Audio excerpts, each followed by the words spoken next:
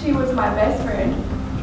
And even though I'm an adult with children of my own now, I still deeply need her here. On November 24th of 2023, my beautiful, kind, and loving Mima was ripped away from my family very brutally by a selfish, cold-blooded monster. At 9:10 a.m. on November 24th, 2023, Brian McManus called 911 to report his wife's suicide. The 57-year-old former London police officer spoke with practiced calm, explaining he'd returned from walking his dog to find 63-year-old Lucille Ann McManus dead from a self-inflicted gunshot wound. First responders arrived at 202 Wake Forest Drive in Warner Robins, Georgia, expecting a tragedy. They found a murder. No gun existed at the scene. No shell casings littered the floor. The woman lying across the bed had suffered massive head trauma from blunt force and manual strangulation, injuries no person could inflict upon themselves. Brian McManus had spent 17 years as a London police officer. He understood crime scenes, evidence collection, and how investigations unfold. When he dialed 911 that Friday morning after Thanksgiving, his voice carried the measured tone of someone familiar with emergency protocols. He described finding his wife dead, suggesting she'd shot herself. The responding EMTs and officers immediately recognized problems with his story. The deep lacerations on Lucille's skull came from repeated blows, not a bullet. Evidence indicated she was attacked and placed on the bed afterward. The Warner Robins Police Department shifted from suicide response to homicide investigation within minutes of arrival. The first officer on scene, Sergeant Dale Harrison, would later testify about the immediate inconsistencies. Gunshot suicides leave specific evidence patterns: powder burns, blood spatter consistent with bullet trajectory, and most obviously, a firearm. The McManus bedroom contained none of these indicators. Instead, Harrison observed defensive posturing in the victim's arms and tissue under her fingernails, suggesting she'd fought an attacker. These details, invisible to untrained eyes, screamed homicide to experienced investigators. Officers documented Brian's behavior at the scene. While family members typically show distress, confusion, or shock when discovering a loved one's death, Brian remained unnaturally composed. He showed emotion only when officers mentioned he might become a suspect in the investigation. This selective emotional response would later feature prominently in the prosecution's case. The disconnect between his claimed surprise at finding Lucille dead and his methodical behavior raised immediate red flags for investigators who had seen genuine grief countless times before. Detective Carmen Thompson arrived within an hour of the initial call. She noted Brian had already washed his hands and changed clothes before police arrived, unusual behavior for someone who'd just discovered their spouse's body. When questioned about this, Brian claimed he'd gotten blood on himself checking for a pulse. Yet the blood patterns on Lucille's body showed no disturbance consistent with someone checking for vital signs. Every detail Brian offered to explain his actions only deepened investigators' suspicions. Security cameras near the McManus home captured critical footage that morning. At approximately 8:30 a.m., Brian McManus walked toward a drainage ditch carrying objects in his hands. The timestamp placed this movement after Lucille's death but before his 911 call. When investigators searched the ditch days later, they recovered a rubber mallet caked with blood and Brian's cell phone. The mallet's size and shape matched the wounds on Lucille's skull perfectly. The drainage ditch sat away from the McManus home, out of public view. Brian had clearly selected this disposal site in advance. Investigators found his footprints in the mud, matching shoes recovered from his closet. The decision to dispose of his phone alongside the weapon puzzled detectives initially. Investigators later retrieved incriminating texts from the device. By ditching it, he'd hoped to claim it was stolen or lost, not realizing that cell tower data would still reveal its location history. Brian's police training showed in his attempted cover-up. He'd placed his bloody clothes in the washing machine before calling 911. He'd disposed of the murder weapon away from the immediate crime scene. He'd crafted a plausible story about discovering the body after a routine dog walk. These actions reflected someone who understood evidence contamination and crime scene processing. Yet his expertise contained a fatal flaw. He'd learned investigation techniques from an earlier era, before ubiquitous security cameras and advanced forensic science made perfect crimes nearly impossible. The London Metropolitan Police had dismissed Brian after approximately 17 years of service. Multiple women had filed complaints stating he made them feel sexually threatened. Though details remain sealed, this pattern of misconduct suggested someone who used authority to intimidate and control. His dismissal meant losing not just employment, but his identity as a law enforcement officer. This loss may have driven his decision to emigrate to America, seeking a fresh start where his past wouldn't follow. After leaving Britain, he'd entered the United States on a visa and married an American woman on the West Coast specifically for a green card. That marriage ended after a domestic violence arrest in Idaho. The pattern was clear. Brian McManus weaponized relationships for personal gain, and violence emerged when those relationships threatened his objectives. Brian met Lucille Ann McManus on Tinder in 2022. Within 3 months, they married. Multiple witnesses would later testify that Brian explicitly told them the marriage existed solely for immigration purposes. He needed an American spouse to secure his green card and avoid deportation. Lucille, a 63-year-old grandmother living with family members, believed she'd found late-life companionship. She worked as a clerk, caring for her granddaughter and great-grandchildren who shared the Warner Robins home. Brian moved into this family setting while maintaining a secret life Lucille knew nothing about. The speed of their courtship raised concerns among Lucille's friends. Patricia Morgan, who'd known Lucille for 15 years, testified that Lucille seemed swept up in the romance of finding love online. Brian presented himself as a retired police officer seeking a quiet life in Georgia. He spoke of his years serving London's communities, carefully omitting his dismissal and the allegations against him. Lucille, perhaps lonely after years of focusing on family responsibilities, embraced this new chapter enthusiastically. Friends recalled her excitement about the marriage, though they worried about how quickly everything had progressed. Throughout 2023, Brian made frequent business trips to Florida. In reality, he visited a married woman with whom he conducted an ongoing affair. The mistress lived near Orlando, unaware that Brian's marriage to Lucille represented more than emotional betrayal. It was immigration fraud, a federal crime carrying serious penalties. This double deception required constant vigilance. Brian monitored his communications carefully, using separate phones and encrypted messaging apps to compartmentalize his lies. He told Lucille these trips involved consulting work for security firms, leveraging his police background to make the story plausible. The elaborate deception required him to maintain false narratives with both women simultaneously. The facade crumbled in mid-November 2023. Brian mistakenly sent a text meant for his Florida mistress to Lucille instead. The message's intimate content exposed not just infidelity, but the entire framework of deception.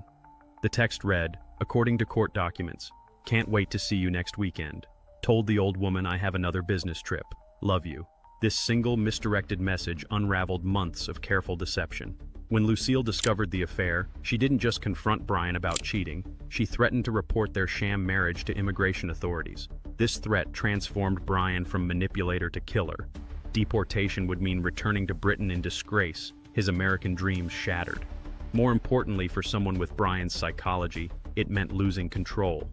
The Georgia Bureau of Investigation's autopsy revealed the true cause of Lucille's death. The GBI medical examiner documented skull fractures consistent with multiple blows from a blunt object. Hemorrhaging patterns indicated the victim was struck at least 10 times. Petechial hemorrhages in the eyes and ligature marks on the neck confirmed manual strangulation after the initial beating. The combination of injuries painted a picture of sustained, deliberate violence, not the single decisive act of suicide Brian had claimed. The autopsy revealed additional disturbing details. Lucille had defensive wounds on her forearms, indicating she'd raised her arms to protect her head during the initial attack.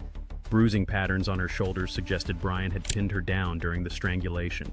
The medical examiner noted that the force required to inflict such skull fractures indicated either extreme rage or determination to ensure death.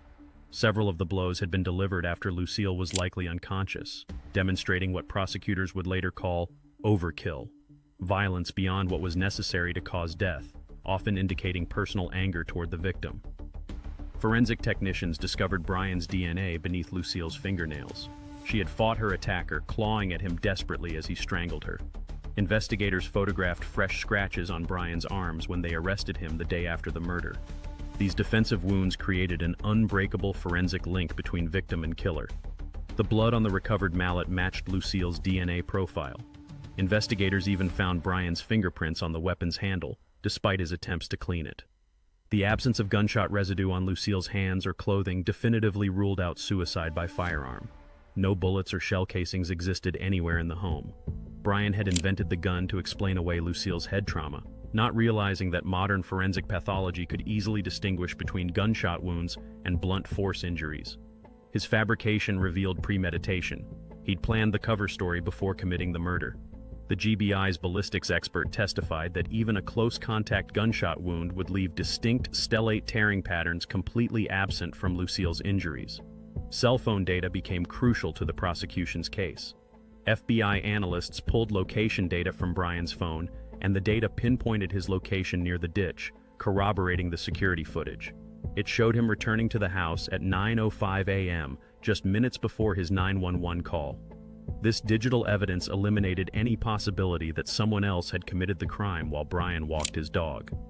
The FBI's digital forensics team reconstructed deleted messages from Brian's phone. They uncovered conversations where Brian discussed his immigration status with friends, expressing anxiety about potential deportation if his marriage ended. In one message sent just 3 days before the murder, Brian wrote, "If she goes to immigration, I'm finished. Everything I've built here will be gone." These recovered communications demonstrated that Brian viewed Lucille's threat as an existential crisis requiring immediate action. Text message analysis revealed the depth of Brian's deceptions. Investigators recovered hundreds of messages between Brian and his Florida mistress, documenting their affair across months. They found the misdirected text that exposed everything to Lucille. Most damning, they discovered messages where Brian discussed his fear of deportation if Lucille followed through on her threat to expose their immigration fraud. These communications established motive with crystal clarity. The McManus home security system, which had been updated to allow remote viewing, became evidence against Brian rather than for him. He'd claimed to be away during Lucille's death, but the system showed no one else entering or leaving the property that morning. The granddaughter and her boyfriend, whom Brian later tried to implicate, had verifiable alibis placing them miles away during the murder. Technology designed to protect the home had instead trapped its killer. The security footage provided investigators with a clear timeline that contradicted every aspect of Brian's fabricated story. Houston County District Attorney Eric Edwards and Assistant District Attorney Justin Duane presented their case over 6 days in July 2025. They methodically destroyed Brian's suicide narrative through forensic evidence, witness testimony, and digital proof. Witnesses testified about Brian's admission that he'd married Lucille for a green card. The medical examiner explained why Lucille's injuries couldn't be self-inflicted. Digital forensics experts mapped Brian's movements on the morning of the murder. The prosecution's opening statement set the tone for the trial. ADA Duane told the jury that Brian had used his police training to attempt the perfect crime, but modern forensic science had exposed every deception. The prosecution presented their case in chronological order, building a narrative that left no room for reasonable doubt. Each piece of evidence connected to the next, creating an unbreakable chain that led directly to Brian McManus. Brian's defense struggled against the mountain of evidence. His attorney could not explain the missing gun, the defensive wounds, or the recovered murder weapon with Brian's fingerprints. When prosecutors played Brian's 911 call for the jury, they highlighted his emotionless delivery and the inconsistencies in his story. He claimed to have been gone for 30 minutes walking the dog, but security footage showed him disposing of evidence just minutes after Lucille's death. The defense attempted to argue that Brian's calm demeanor reflected his police training rather than guilt, but this explanation fell flat when contrasted with his visible anxiety when identified as a suspect. The prosecution characterized Brian as a violent sociopath who had murdered his wife to protect his immigration status. They argued he'd viewed Lucille not as a partner, but as a tool for obtaining permanent residency. When that tool threatened to expose him, he eliminated her with the brutal efficiency of someone who'd spent nearly 2 decades in law enforcement.